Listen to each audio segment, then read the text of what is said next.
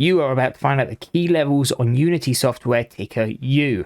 So to get straight into it, this stock has been moving pretty strong recently. Again, what we can see is we did have a double top around this $45 area. We sold off both time. We come for that retest, and you know when you keep trying to push a resistance, you're more likely going to break because the buyers keep trying to take us to this level. Now we have eventually broken this level, and today we're really popping through. Now this is good for us, and to me, I am a short bias trader, so this has been quite a nice move because I don't want to reshort those same levels. Shorted it the first time, I didn't touch it this time, I didn't touch it that time.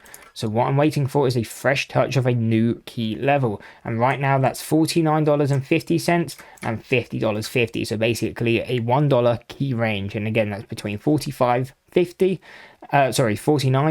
and $50.50. So really looking at this key range. And as we come into here, looking to take this short bias. Again, the way I like to trade these is defined risk. So that can mean vertical spreads, covered stock, or outright puts. And the reason I like trading like that is if there is any sort of a squeeze, you don't get faked out. And again, we can just play the time. And that's why I don't short shares nakedly, because again, I don't want to have to be getting stopped out.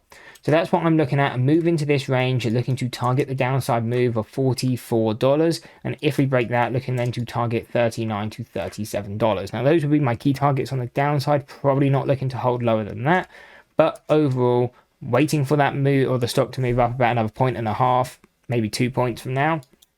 Come into $49.50, and then again from there. I'm only looking at it short bias. We don't expect to see a stock trade above this level. These are the third deviations. If you understand standard deviations, you know 99.7% of data should trade below that deviation. Again, it's the stock market. Nothing's going to be that accurate, but it does usually give us a good signal that if a stock does go that high, it's unlikely to stay above that level. So if we can get a defined risk, normally you can get at least a 1-to-1 risk to reward.